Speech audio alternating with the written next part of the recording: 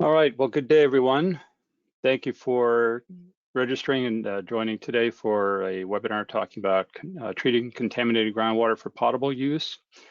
My name is Mike Tarasky, and just a couple housekeeping items to go through. There will be time for Q&A at the end. I'll be talking for about 20 minutes today. So if you have any questions, if you could post them in the chat box, we'll go through as many as we can at the end of the presentation. And then secondly, there are two attachments in the handout box. One is this presentation itself, and the other is the permitting process that we're going to be talking about a little bit today for information. And of course, my contact information will be presented at the end, and I'll be happy to talk with anybody afterwards as you'd like. So welcome again. Thank you very much for your time. Appreciate the opportunity to talk with you about treating contaminated groundwater for potable use. Again, my name is Mike Tarasky. I am a hydrogeologist with WSP now for working on my 30th year. Thought I'd start out talking a little bit about myself just to introduce myself to you. And I thought it might be interesting to show where I've lived in the United States with respect to hydrologic regions. So I was born in Erie, Pennsylvania in the Great Lakes region. I got my bachelor's degree in the Mid-Atlantic region at Penn State University.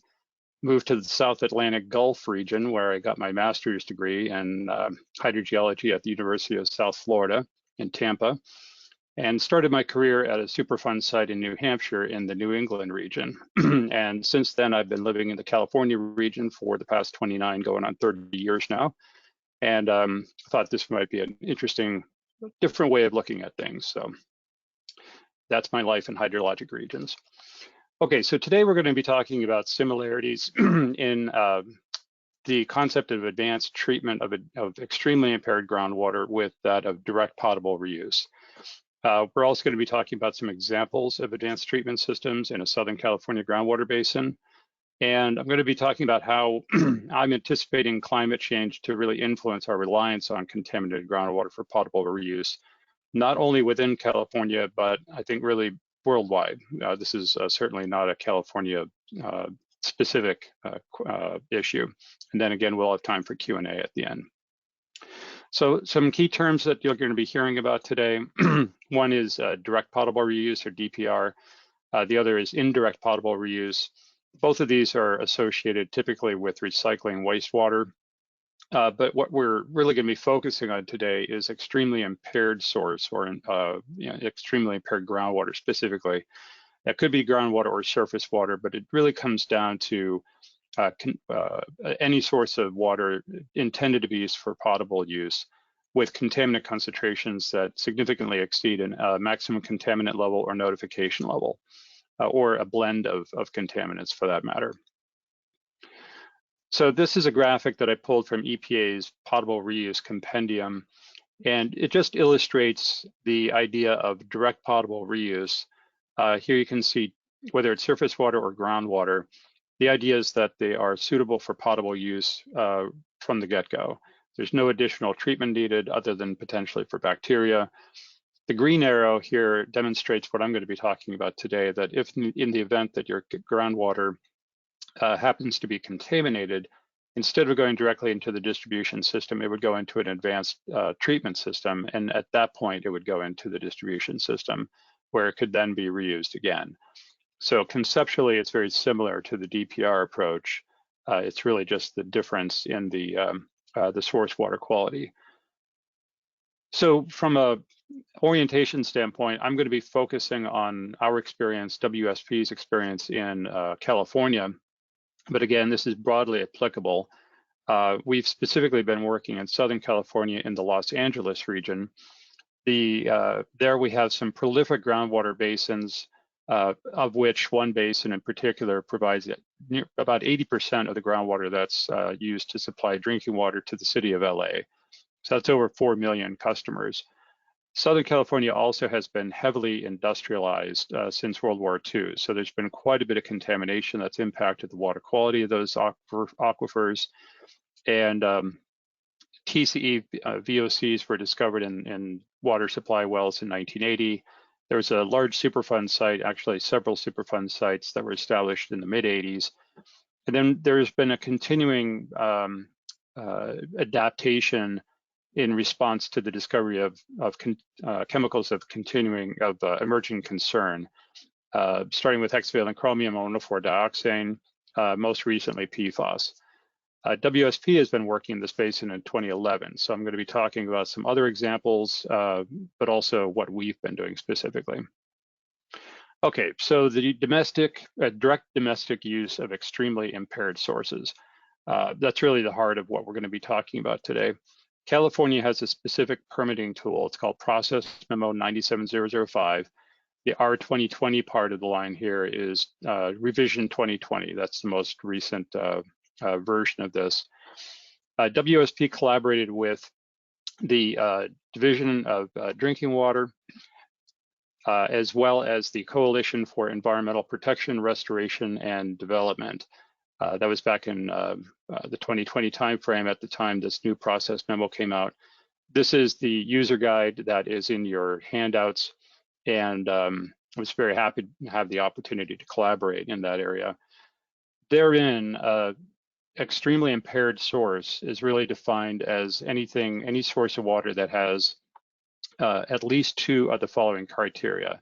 Again, it's primarily dependent upon contaminant concentration. So if you have a constituent with chronic health risks, anything that has greater than 10 times the maximum contaminant level or notification level, that would be a criteria met. If you have an acute health risk associated with one or more constituents, it's only 3 times. Whether the source is adequately characterized or not, or whether that source might even be extremely threatened by contaminated activities, or if the system was designed to capture those contaminants. And then finally, even if you just have a blend of contaminants with health risks, that would trigger the need to go through this process in the state of California. So this process really comes down to, initially anyway, there's 5 steps that are applied. I'm going to be going through each one of these in a little bit of detail so you can get a sense of what this process looks like and how this might be able to support coordination with your own regulatory agencies, wherever you might be in the country or in the world. So step 1, and this is really following essentially a remedial investigation feasibility study model. Step 1 is essentially starting out with a drinking water source assessment and a contaminant assessment. The purpose of these is to delineate the source water capture zones or the watershed if you're working with surface water. This is typically done with numerical groundwater models to develop capture zones. The state prefers 2-year, 5-year, and 10-year travel times, with the idea that you're really looking out ahead to see what might be captured down the line, so that there's enough time to make modifications to the treatment system if needed. On the contaminant side, once you've identified those capture zones, the idea is to identify potential chemicals that might have been used in that project area, i.e. sources within the capture zones. So if you know that you have one particular source versus another, the contaminants associated with those land uses would be something that could be a potential concern. And ultimately, this is to get a sense of what might be captured by your treatment system and what might be influent, what might need to be treated before it's delivered for potable use. The key point with step 1 is to have a very broad analyte list in mind. With a typical remediation project, we're often looking at very narrow contaminants, maybe a handful, maybe just 1 or 2 different categories or classes.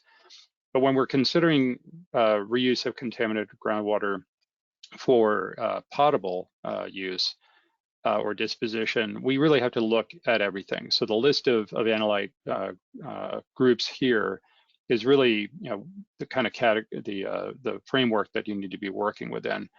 On the project that WSP worked in, our analyte list was almost 800 constituents, including tentatively identified chemicals or TICs, which is not something that we typically use. But again, the idea is to the extent possible, understand what's in the groundwater, what might need to be treated. Step 2 then is actually evaluating what the water quality is. So it's the empirical evaluation. And this is ultimately to provide the basis of your treatment train design. So what chemicals were identified in step 1 would be what you sample now for in a number of monitoring wells. The ultimate goal is to identify what the maximum concentrations might be at your influent sample port to the proposed treatment system. It's important that you also have to consider future concentrations and variability. So you're going to be doing statistical trend analyses, 95% UCLs. You can apply safety factors, and you actually need to apply safety factors, again, taking a conservative approach, and ultimately calculating a flow-weighted estimate of that influent water quality. That sets up for step 3, which is a straightforward drinking water source protection. The intent here is ultimately to get different regulatory agencies to coordinate and make sure that everybody knows what everybody else is doing. So the regulatory agency that might be looking over and permitting the treatment system is maybe not related to cleanup of source areas that might be within the capture zones. So the ultimate goal here is to prevent the level of contamination from increasing and minimize the dependence on treatment for contaminant removal in the first place. So the long pole in the tent here with this process, it comes down to step 4. This is where it all comes together. So here's where we address all the contaminants with a health risk and basically a feasibility study to evaluate how to treat to the lowest concentration feasible. Again, this has to have a drinking water oriented approach. I'm going to be talking about that in the next couple of slides.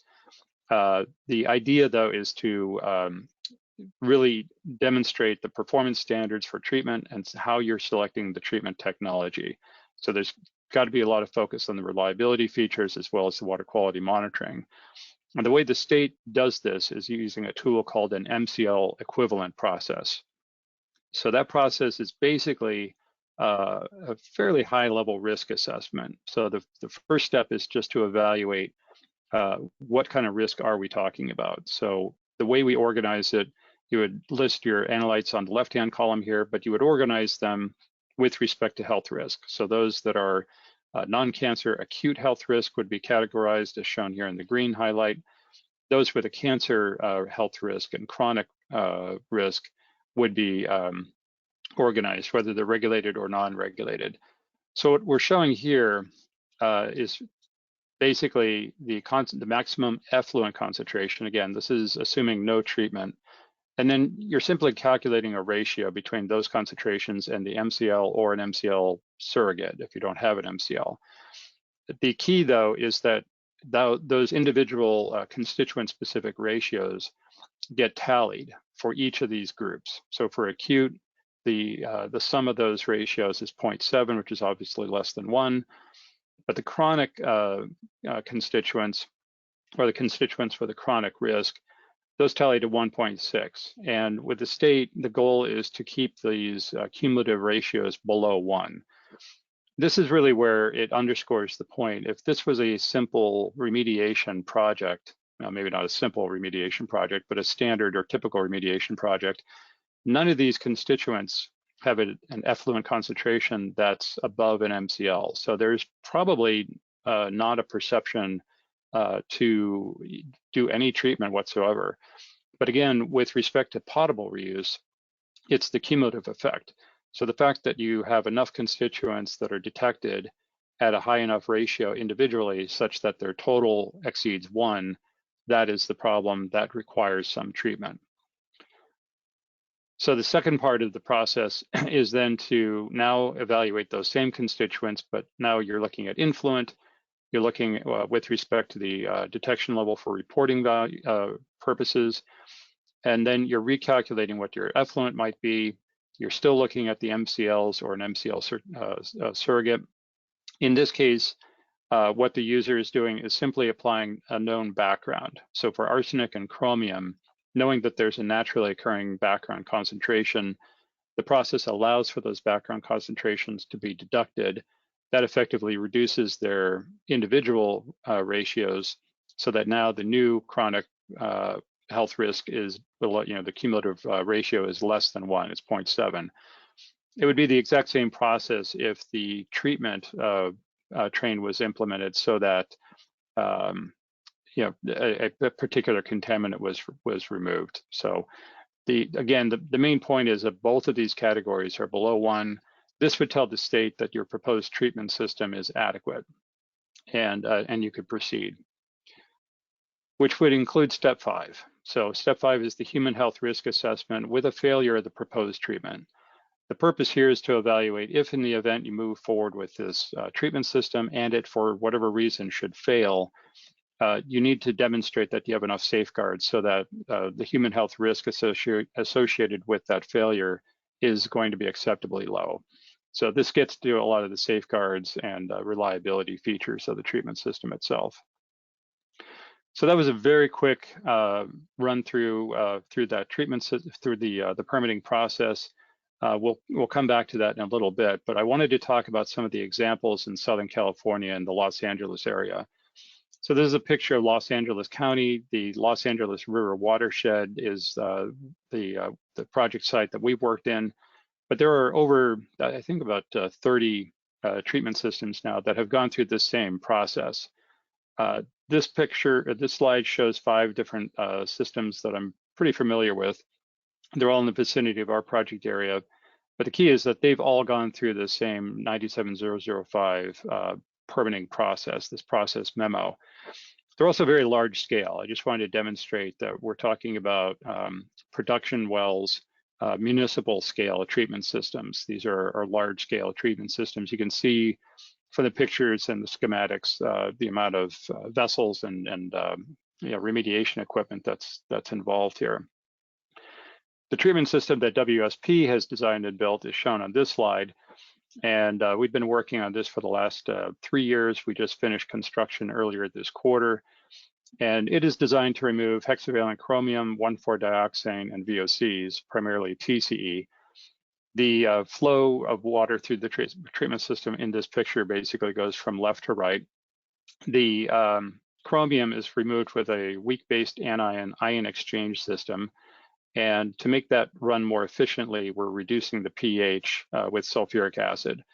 So as the water enters the system, it's acidified, it goes through a filtration system, runs through the ion exchange where the chrome is removed. At that point, the water is dosed with hydrogen peroxide in preparation for a UV advanced oxidation process reactor in the warehouse shown in the middle of the photo, where the 1,4-dioxane and any alkanes or oxidizable VOCs would be removed. And at that point, it runs through a liquid phase granular activated carbon vessel farm. That's where any other VOCs might be removed and any unused hydrogen peroxide is quenched. At that point, it would be free to go into one of the 2 holding tanks before it would be sent out for distribution. This is a picture of inside the warehouse, so you can see the AOP reactor that'll be used. You get a sense of the scale of the equipment we're talking about. This system is designed to run so that each of the 2 AOP reactors will treat about 3,000 GPM. So ultimately, the system will handle about a 6,000 GPM capacity. And the system itself is going to be supplied from groundwater at 5 different wells. Initially, there'll be 3 more added on in the future. This is a typical picture of one of our wells. Again, large scale, you can see the electrical equipment in the background. The wells here are about 500 feet deep, 14-inch diameter. This well can easily produce well over 1,000 GPM all by itself. So again, groundwater, the aquifers in this area are prolifically productive. Quickly, from a process flow diagram, if that's your preference, I have a few slides here. You can see the 5 wells that are going to be supplying the system, sulfuric acid tank being fed in. This is the filtration system. The WBA ion exchange, importantly, it's a lead lag system. So again, that goes to the reliability. Once we get into the warehouse, we'll be going through one of 2 AOP reactors. And again, the liquid phase GAC farm, we're going to be using just 2 of the 12. The 12 will be the full scale, again, lead lag system that gets to a reliability and making sure that we're not going to miss anything. From there, it goes to the backwash holding tanks. So for our project, the path forward, we're in the process of commissioning it. We're expecting to complete commissioning in 2nd quarter. From there, we'll be continuing with O&M at about 1,100 GPM. That treated water will initially be discharged to a storm drain until the city of LA receives a permit from the state. At that point, it'll be delivered to the city for distribution. And in the meantime, we'll be going through the monthly and annual reporting processes. So I think the real challenges associated with this project and any project, it comes down to working with multiple regulatory agencies. This is kind of a blend between clean water and dirty water worlds. In our case, we were working with state versus federal, but also local stakeholders. And there are always going to be different regulatory goals and agendas. For instance, maintaining hydraulic containment of the plume versus providing treated water that meet drinking water standards. So demonstrating that you have enough data to evaluate any known or perceived uncertainty, including potential future conditions, is at the heart of this. So ultimately, to get this to work, there's a lot of communication, and you need a robust and adaptable monitoring program. So this graphic comes out of the user guide. It really demonstrates that you're always collecting data, you're always reassessing, and you're always evaluating the influent water quality or risks to the influent water quality with respect to the treatment. So the takeaways here, I just wanted to make sure that everybody understands that this process memo, even though it's a California specific tool, it ultimately is just describing a robust and conservative process to ensure that any groundwater that's used for potable use that has to go through treatment, that there's enough safeguards. There's a reliance on this contaminated groundwater is going to become increasingly important in response to climate changes. That's certainly the case in California. I know that's, it's not unique to California at all. There are a lot of cost and technical advantages to using those local sources, even if they're contaminated, rather than importing water or desalinating water, both of which can be very expensive. And lastly, this is this process can be universally applied to anywhere outside of California. At the very least, it provides a precedent that can be used for discussing, your site-specific requirements with local regulatory agencies. And that is the presentation.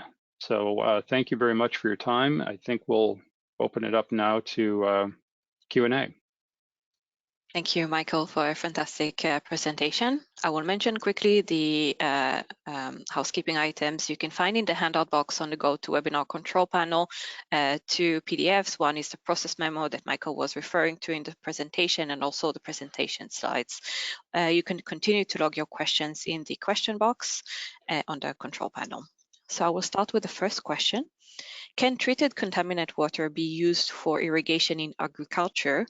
And can it be used to replenish groundwater, especially in areas with heavy pumping? Yes and yes. I think when you're using treated groundwater, contaminated groundwater, it's the same process you could use effectively, because instead of a human health risk assessment directly from an ingestion standpoint as far as drinking the water, I think what the question is getting at is what contaminants would be of concern from a plant uptake. So evaluating that process, it's very similar to a gray water system. So yes, you could apply the same process to that activity. It would just be a matter of identifying what contaminants are involved, as not only from a human health risk standpoint, but also from a plant tolerance. So if there's too much salt, things like that, too much nutrient load, that also needs to be factored. So it's probably a different treatment train that you might need from a drinking water treatment system, but it's certainly an applicable process. I think even the MCL equivalent process could be applied in that extent. It's just a matter of a different risk category.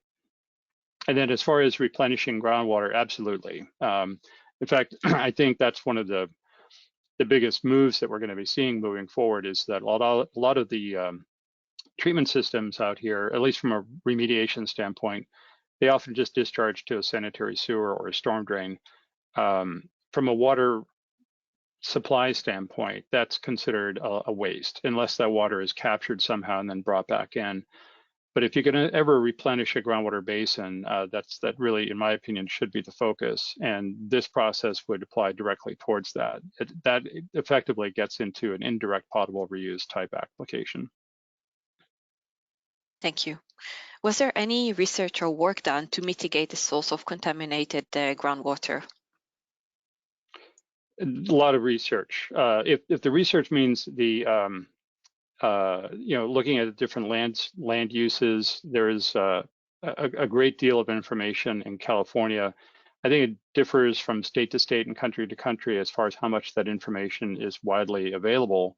But basically, in the area that we work, there was a great deal of research in identifying potential sources, known sources, and then a great deal of sampling. A lot of monitoring wells were installed, a lot of samples were collected, again, with a very broad analyte list to evaluate what might be out there. Thank you. How are background concentration of one or more constituents addressed in this process? Yeah, really good question. Background evaluation is always, it's a challenging process. So it really comes down to looking at, well, first of all, you need to understand your groundwater flow dynamics. You need to know what direction is up gradient and whether that up gradient direction is consistent and has been consistent over time, so that you can identify an up gradient area that you can use as your baseline or a background source area. So if that area has, again, say arsenic or hexavalent chromium that say is at 3 or 4 part per billion, and you can provide some assurance that that hasn't been impacted by one or more sources, industrial sources, then there's that's basically the first step. The other process is usually looking at the geology. Does it make sense that you would have those type of contaminants, which are naturally occurring, given the minerals and the oxidative state of the groundwater? So, but it is an onerous process, and it can be challenging. It takes a lot of data to pull that together and statistically confirm that yes, these are the background concentrations that you can use. Thank you. How much additional time should be expected to go through this permitting process? It can take a while. The permitting process that we've been involved in, working with the local water purveyor, we've been working on this since I think it's about 2018. So it's 4 or 5 years now. I am expecting the permit to come through this year. I think that's a reasonable time frame. It really depends. I'm aware of at least one process that took 10 years, and I think there are others that have taken a little bit of less time. But I think that's not inconsistent with the amount of time that it takes for other permits to come through to do the construction and all the other testing anyway. So, but I think that's a reasonable time frame to consider, 4 to 5 years. Thank you. I will take the last question. Is the public provided with an opportunity to provide comments on the plans to rely on treated groundwater for potable use? Yes. So the 5 steps that I talked about today are just the first 5 of, I believe there's 10 altogether.